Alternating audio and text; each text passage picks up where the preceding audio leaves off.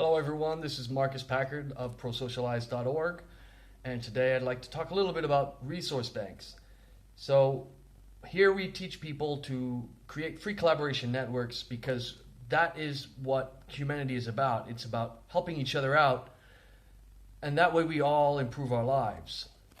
It's not about trading, it's not about selling, it's not about buying, it's not about producing even. It's about helping each other out to meet each other's needs. And one very efficient way of doing this can be called resource banks. Some people call these tool libraries or libraries of things. And so there are different ways to organize these and call them. But essentially what they are is just a way to share objects. And they can be centralized or they can be decentralized. So for a centralized example of a resource bank is a library. A library is a resource bank focused on books. But they could be, resource banks can be of all sorts of different objects. And this is something that we're starting to see in the United States, for instance. Many libraries are now offering all sorts of different tools, devices, instruments, all sorts of different objects that people can borrow just like books for free. And it's working very well. So the idea is that in a protopian future, so in the future that we could create already, right, we could all have access to everything we need for free by borrowing it and sharing the resources, sharing these objects, sharing these tools. And this is extremely efficient resource-wise.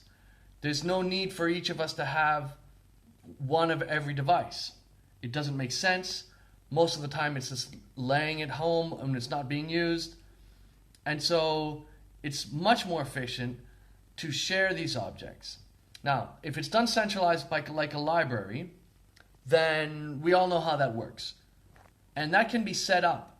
People can set this up by organizing with their neighbors or by simply working with their local library and inviting them to start offering different objects and guiding them and helping them with the process by volunteering and helping them.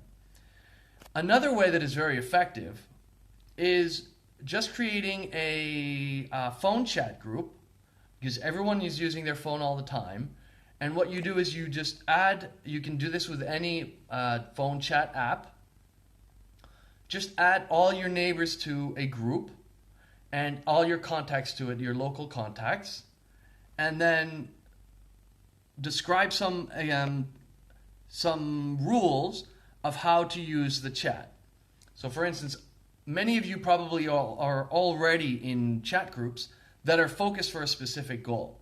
And we've all learned that when in that case, we need to stay on topic. So for instance, a good set of rules is that in a phone chat resource bank, all the messages have to be to borrow or offer something. And the logistics can be done separately so that it doesn't clutter up the chat. So for instance, if I am looking for a tent to go camping this weekend, I can ask for it in the group. And I say, this weekend I'm looking for a tent for 4 people. Does anybody have one that they can lend it to me? And if someone does, and they want to, they say, I do. And then those 2 people can connect separately and establish the logistics to how to borrow and return the tent. Now, it's very simple, and it actually works very well. Another way is to use an app that is designed for this purpose. Now, for instance, sharebay.org is set up for that.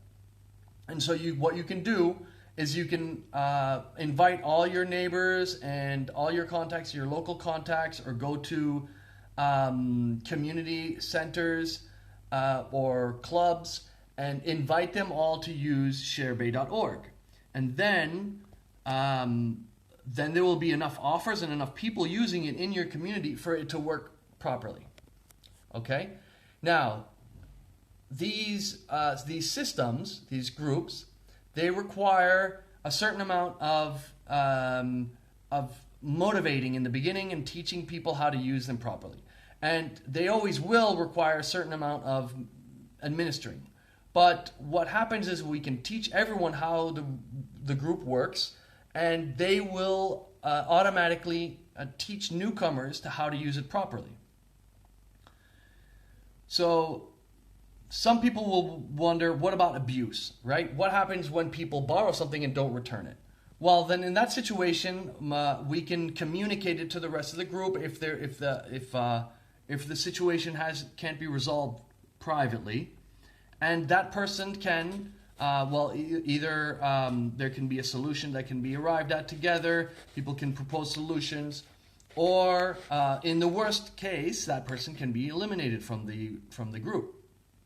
Now, on apps like sharebay.org, there's a reputation system, just like other online systems like online marketplaces, and so it can be easier to resolve these situations of abuse. Now, for expensive items, what people can do is you can ask people to provide a deposit, right? And that deposit can be of items or it can be of money. And that way, you can assure that when the item is returned, it will be returned in good condition, or you will keep the deposit.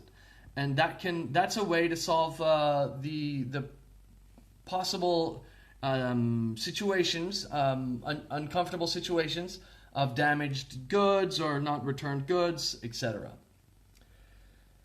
So I think that's a pretty good description for a short description of how to start a local resource bank, and please do so. These work very well, and they improve the quality of life of everyone in your community, and they improve the community because people get to know each other better, and they make the community more sustainable. So yeah, start today. I'd like to hear your comments below, and please share this video because we are making this happen, and this is the transition to a better world. So enjoy a shared world.